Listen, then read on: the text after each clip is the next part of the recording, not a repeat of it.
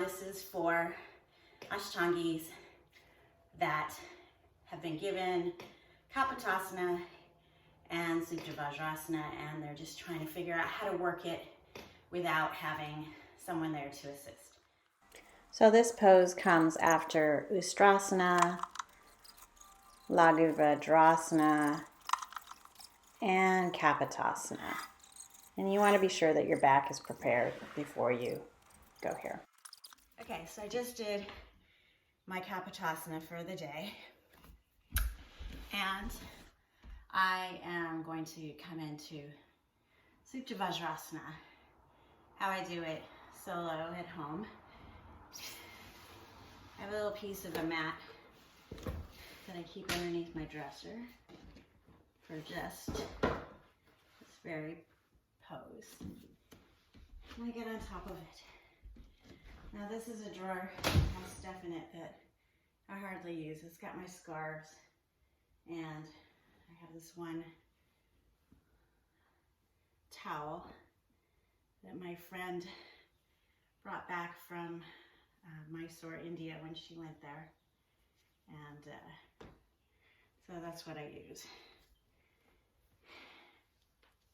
So you take your lotus like you normally would. And normally, this is the pose where you would have a fellow yogi to hold your lotus down while you went back here and leaned back, right? And so I've done this, I do this in a couple of ways, but when I really, really want to feel the opening that this pose gives me, I use this drawer. And so I get my lotus, and actually, ideally, because I don't want to ruin my drawer, I don't know how much pressure it can take, I get as close as I can to the dresser. And then I pull the dresser over both knees, so I'm pretty sure I'm secure. All right? So I've used a scarf before, and I've kind of just draped it behind my feet and gone into it that way. But lately I've noticed that I really like to have just a little bit of more hip support than my arms provide. So I found this little loopy thing when I was searching for daisy chain when I got my yoga sling that's in the garage, and it didn't work for that. One, because my beams are not high enough, but that's another story. Anyways, it fits nicely around my feet, and it allows these little loops for me to grab. But you can use yoga strap. I've used the scarves that are in here. You can use kind of whatever's at your disposal. I think I've heard people say like a tie. And then I pull it in pretty snug around my low back, right by my sacrum. And I hook it around my other foot. And then I have these nice little handles that are reaching back for me to grab. Okay, so I reach around here, and I like to help my elbow around, and I grab my strap. And then, so lotus is right leg first, then left. And so you're grabbing the top foot or the top side, which is on the right side of my body with my left arm. I'm gonna reach my right arm around, find as far down the strap as I can.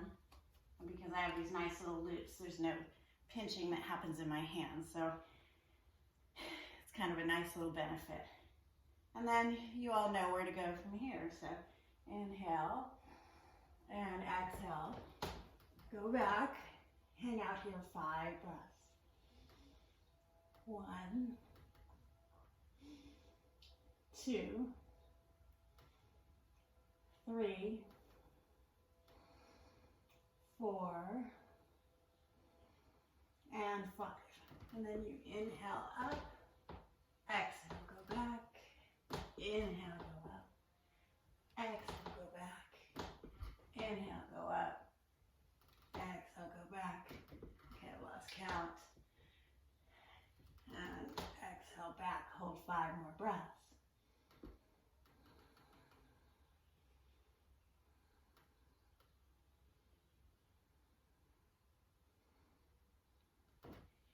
Inhale, come up.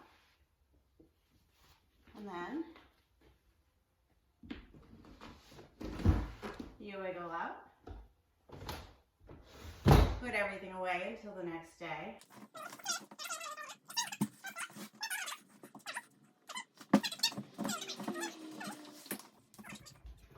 And I can do this with a yoga block, or I could do it with my little cushion, my meditation cushion, whatever behind your back, okay? Right foot in lotus, left foot in lotus. And this is rather short. You just kind of bring it in front of your feet. Have this behind you. And find the grab. Get your hands low down your back. Now the one thing that this doesn't give you is the really firm grounding of your lotus. So when you're coming up in between breaths, it takes a lot of core and it's a little sloppy. But it's all good, right? You work with what we've got and hopefully we will be together again soon. So, Supta Vajrasana with the block. Inhale again, reach up, and exhale. Find that block there, and you just hang back over here. And this actually feels pretty good because it gives you a nice little lift in your arch. My arms are leaning against the block, and I'm here for 5 breaths.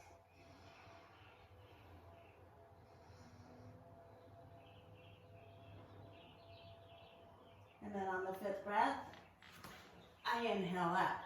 And you still, even though it's a little harder, you still try and lead with your chest or your sternum. And then, so that was an inhale up, exhale, come back, inhale, come up, exhale, go back, inhale, come up, exhale, go back. And then this last one, you hold for 5 more breaths.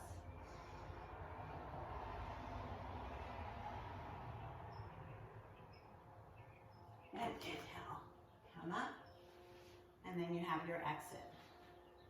So you get rid of your things.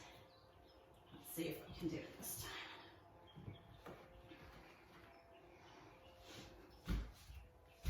time. Not quite, no worries. Come forward. And get that up top, down dog. And then you hop through for your Bakasana sequence if you have that pose. Namaste.